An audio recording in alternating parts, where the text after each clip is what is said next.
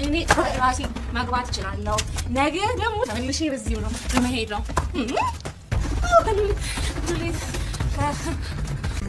ጠዋት እኮ በቤተሰብ አካባቢ እንዳትገኝ ብዬ አስጠንቅቄ ነበር። ግን ቃልን ቸል ብለህ ጭራሽ ቤቴ ድረስ መጣ። ልረዳት ይገባኝ ነበር። እኔ ደግሞ ያደረኩት ያንን ብቻ ነው። ቆይ ለምንድን ነው ግን የምትፈታተነኝ? እሺ ይቅርታ። እንደ ልማድ ልትገለኝ ወይም ልትሞት ትፈልጋለህ? ያንን ጊዜ እንኳን በጣም ነው የምረግም። ደግሞ ጠዋት እኮ በቤተሰብ አካባቢ እንዳትገኝ ብዬ አስጠንቅቄ ነበር። ግን ቃልን ቸል ብለህ ጭራሽ ቤቴ ድረስ መጣ። ልረዳት ይገባኝ ነበር። እኔ ደግሞ ያደረኩት ያንን ብቻ ነው። ቆይ ለምንድን ነው ግን የምትፈታተነኝ? እሺ ይቅርታ። እንደ ልማድ ልትገለኝ ወይም ልትሞት ትፈልጋለህ? ያንን ጊዜ እንኳን በጣም ነው የምረግም።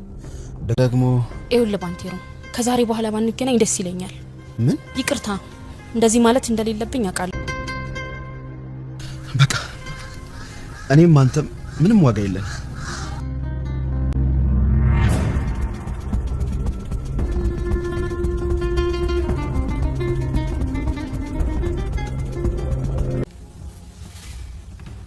ሄሎ አብረን። የኔ ፍቅር ዳዊት ከቤት ወጥቷል። እድሜ ልክህን መናኛና ከንቱ ሰውነ መኖር ማትፈልግ ከሆነ በህይወት ወደዚህ ቤት እንዳይመለስ እግርግሩን ተከትላችሁ ልክ ምቹ ሁኔታ ስታገኙ ግን አግሉት። አትጨነቅ፣ እኔ ሰው ልክልሻለሁ። ብትቀብረውም ግድ የለኝም። ይኸውልህ ስህተት እንዳሰራ የኔና ያንተ ህይወት ዕጣ ፈንታ የተወሰነው በእሱ መሞትና መኖር ላይ ነው። ከሞተ ከፍ እንላለን፣ ከኖረ ደግሞ እንወድቃለን። የሚጨፈልቀን እንጂ የሚያነሳን አንድም ሰው አይኖርም። ገብቶኛል የኔ ፍቅር። እሺ በስነ ስርዓት አጠናኩት።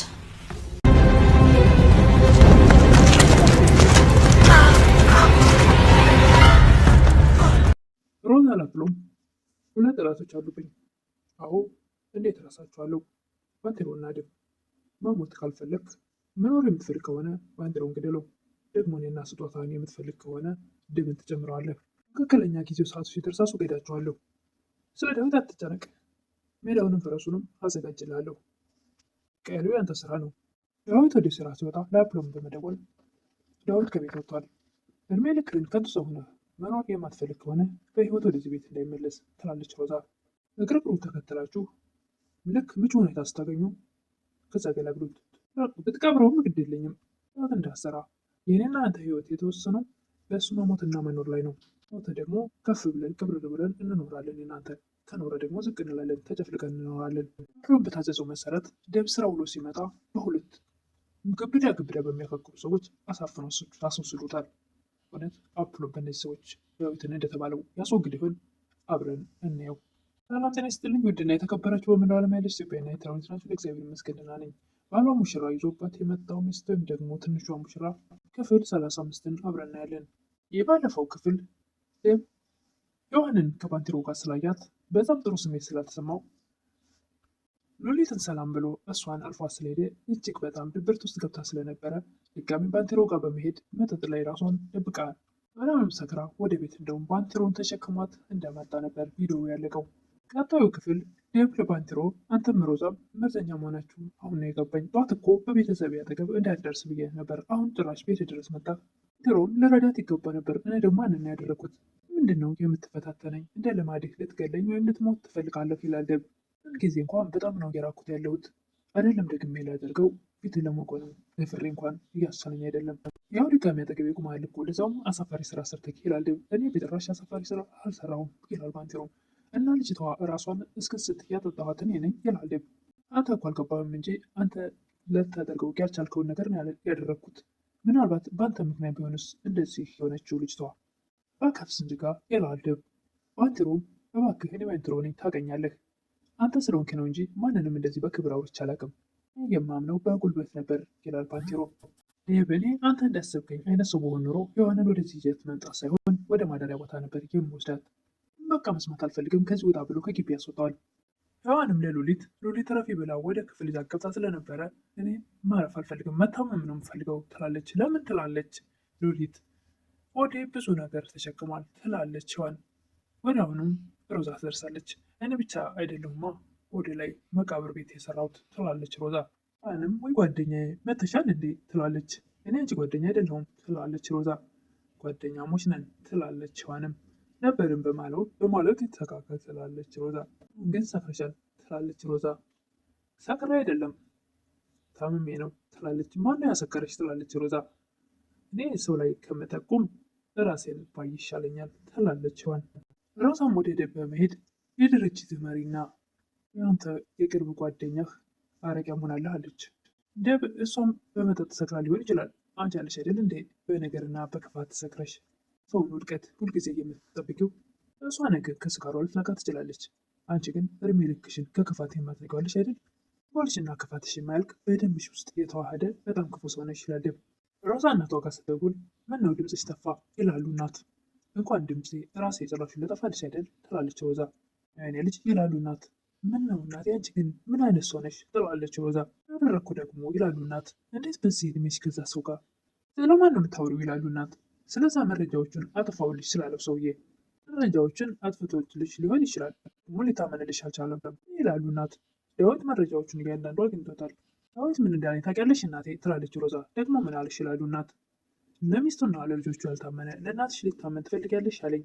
አንቺ ግን ከዛ ሰውዬ ጋር ትላለች ሮዛ። አዎ ለአንቺ ስል አድርገዋለሁ ይላሉ እናት። ዛሬ ሲፈርስ ዝም ብዬ ቁሜ አላይም። ከፈረሰ ደግሞ በቁርጡ ፌስታል ልብስሽን አንጠልጥለሽ ወደዚህ እንድትመጪ አልፈልግም። እናቴ እንኳን ደስ አለሽ፣ አሁን ምርጫ የሱ ብቻ ነው ትላለች ሮዛ። ይህ ፍቺ 0.5 ሳንቲም አላገኝም። የሆነው ደግሞ በአንቺና በዛ በጎረቤትሽ ምክንያት ነው። አሁንም አታለቃቅሽብኝ።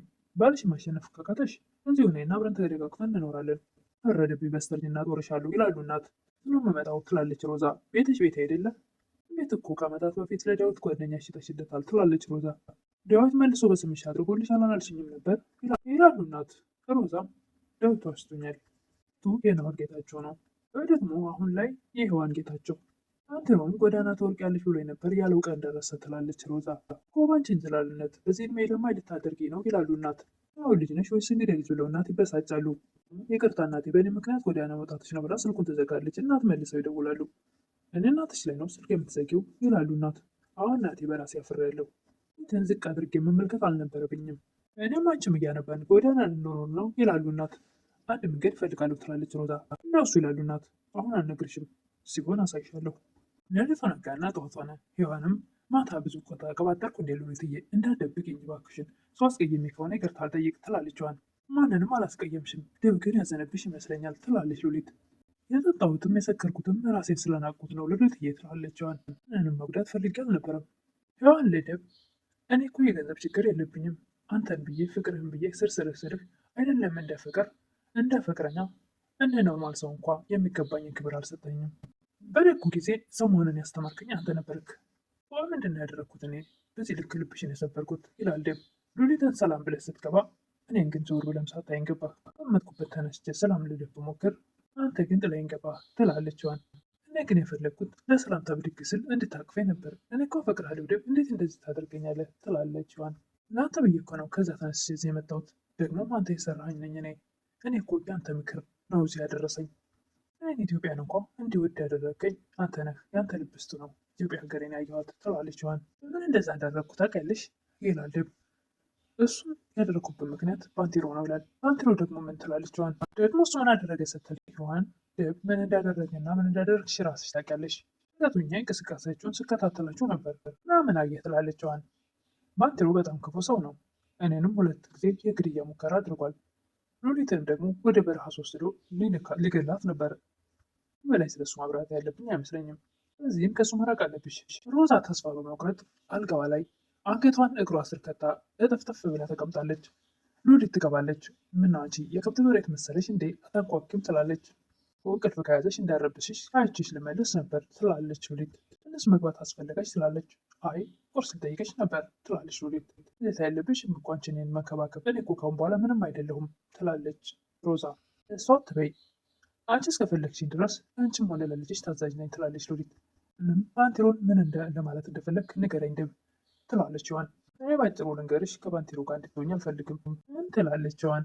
ኦኬ ይጎዳሻል፣ ቤተሰብን ከዚህ አውሬ መጠበቅ አለብኝ ይላል ደብ። ገብተውላ ትስቃለች። ምንድነው የሚያስቅሽ?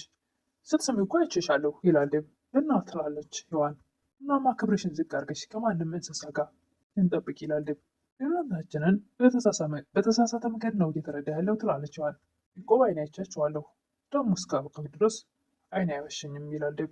ልንገርሽ አይደል ከዛ ቆሻሻ ጋር ድጋሚ እንዳይሽ አልፈልግም ይላል ደብ። አንተ ነህ ግን ይህን ነገር የምትናገረው? ሰው እኮ ሰው በመሆኑ ብቻ ክቡር ነው ወይም ደግሞ ንጹህ ነው ትለኝ ነበር ትላለች ሔዋን። ከዚህ ጋር ምንም አይገናኝም ይላል ደብ። እና ባንቴሮ ሰው አይደለም ትላለች ሔዋን። ምግባሩ ግን ሰው የሚያስብል ስም አያሰጠውም። ሔዋንም ቀንተህ ነው አይደል ብላ ትስቃለች። ሉሊት ከትምህርት ቤት ስትመለስ ባንቴሮ የሆነ ግንብ ስር ቁጭ ብሎ እያጨሰ ታገኘዋለች። ባንቴሮ ስትለው በድንጋጤ የያዘውን ሲጋራ በእግሩ በመርገጥ እየተንቀጠቀጠ ፊቷ ይቆማል። ከማን ነው የምትሸሸው? ከኔ ነው ወይስ ከህሊና የምትሸሸው? ትላለች ሉሊት። ሁለታችሁም ይላል ባንቴሮ። ከኔ ከሆነ አትጨነቅ፣ ከህሊና ከሆነ ግን አዝናለሁ፣ ልረዳ አልችልም። ራሴ ጋር ለመታገል የሞከርኩ ነው ይላል ባንቴሮ። እንግዲያውስ ራስህን አሸነፍ ትላለች ሉሊት። ግን ጥሩ ነው ይላል ባንቴሮ። አዎ በጣም ጥሩ ነው ትላለች ሉሊት። የምትመረቂበት ቀን በጣም ነው የናፈቀኝ ይላል ባንቴሮ። እሱ ቀን ደርሷል ትላለች ሉሊት። እንዴት እዚህ ልትመጣ ቻልክ? ትላለች ሉሊት። እና የትም ላገኝሽ አልችልም። ትናንትና ለተፈጠረው ነገር በጣም አዝናለሁ። በሆነ አጋጣሚ ስህተት ሊሰራ ይችላል። ያደረግኩ ሳይሆን እያወቅሁ ያደረግኩት ነገር ነው የሚጸጽተኝ ይላል ባንቴሮ። ይኸውልሽ ሉሊት፣ አንቺ እንኳን ብትረጂኝ በጣም ደስ ይለኛል። ስሩን የደበቅኩት ቆሜ ለመራመድ ስል ነው። ትክክለኛ የመሰለ ጊዜ ላይ ራስህን አጋልጠሃል። ይበቃ ትላለች ሔዋን። ሉሊት፣ ትክክለኛ ያልኩት ጊዜ ግን ደብን አሳጥቶኛል ይላል ባንቴሮ። እና ብትነግረው ኖሮ ነገሮች የሚቀየሩ ይመስላል ትላለች ትንሿ ሙሽራ ሉሊት። ከእኔ ልሂድ ትላለች ሉሊት። ደግሞ ነገሮች መስመሮች እስኪ ይዙ ድረስ እኔንም ማንንም ደግሞ ባታገኝ ጥሩ ነው። ምን በጣም በድላችሁታል። ይህ ሰዓት ማናችሁም ላይ የሚያደርገው ነገር ወንጀል ሳይሆን ፍትህ ነው የሚመስለኝ ትላለች ሉሊት። ዛነ ጊዜ ነገሮችን በእርጋታ ማሰብ እስኪጀምር ትላለች ሉሊት። ባንቴሮ ምን እኮ ከዛ ቤት ከሮዛ ውጭ ሁላችሁም እንደ ቤተሰብ ነው የምቀርባችሁ ይላል ባንቴሮ። እሷ እኮ ከኛ በላይ ቤተሰብ ነበረች አይደል ትላለች ሉሊት። እሷ ብዙ ነገር አጥቻለሁ፣ ወደፊትም ብዙ የማጣው ነገር አለ። እሷም ተሰብራለች ትላለች ሉሊት። ልንገርሽ አይደል ራስሽን ከሮዛ ጠብቂ ይላል ባንቴሮ ሉሊትን። እሺ ብላ ከተገቡ ልትለየው ስትል ሔዋንን ሰላም በይልኝ እሺ ይላል ባንቴሮ። ሉሊትን በፈገግታ እሺ እልልሃለሁ ብላ ከተገቡ ትሄዳለች። የሮዛ ሶስተኛ ወገን ፍቅረኛዋ ለሮዛ ደውሎ ሉሊት የምትያትን ከባንቴሮ ጋር አየኋት ይላል። በዚህ ሰዓት ለትንሽ ነገሮች ራሴን የሚያስጨንቅ ይመስላል ትላለች ሮዛ። ሆነ እኔ የምፈልግ ሁለት ጥላቶች አሉብኝ። አዎ እንዴት እረሳቸዋለሁ? ባንቴሮና ደብ ይላል አብሎም። መሞት ካልፈለግ ለራስህ ስትል ባንቴሮን ግደለው ትላለች ሮዛ። ሆኔና ስጦታን የምትፈልገን ከሆነ ደብንም ጨምረው። ገለኛ ጊዜ እየጠበቅኩ ነው እና ደግሞ ለራሴም ላንቺም ስል አድርገዋለሁ። ስለ ዳዊት አትጨነቅ፣ ሜዳውንም ፈረሱንም አዘጋጅልሃለሁ። ያለው ደግሞ አንተ ስራ ነው። ባንቴሮስ ይላል አብሎም። በዚህ ሰዓት እሱ የት እንዳለ አላውቅም። ለመሞት ትታገላለህ። ማንኛውም ስራህን በአግባቡ ስራ። ባንቴሮም አበባ በመያዝ ሔዋንን ይጠብቃል። ምን ያክል ፈተኛ እንደው አላውቅም፣ ግን ደግሞ ከመቀደም መቅደም ይሻላል። ካየሁሽ ቀን ጀምሮ ለውበትሽና ላንቺ ተገዝቻለሁ። ስለማልፈልግ ዛሬ እውነቱን እነግርሻለሁ። ሔዋን ወደ ባንቴሮ በመሄድ ይኸውልህ ባንቴሮ፣ ከዛሬ በኋላ በንገናኝ ደስ ይለኛል። እንደዚህ ማለት እንደሌለብኝ አውቃለሁ፣ ነገር ግን በእኔ የመጣ አዲስ ነገር ቢከሰት ጸጸቱን አልችልም ትላለች ሔዋን። ይህም ምክንያት ነው ይላል ባንቴሮ። ምን ማለት ነው ትላለች። ማናችሁም ጋር እንዳልደርስ አስጠንቅቆኛል። እንደሚከፋ አውቃለሁ፣ ግን ደግሞ ደምን ተረዳው ትላለች ሔዋን። እና እኔ እንድታገኘኝ አትፈልግም ይላል ባንቴሮም። ለጊዜው ያለን አማራጭ ይህ ብቻ ነው። ተስፋ በስተመጨረሻም ሮዛ ዳዊት ከቤት ወጥቷል። እግርግሩን ተከተላችሁ ልክ ምቹ ሁኔታ ስታገኙ ግሉት ትላለች።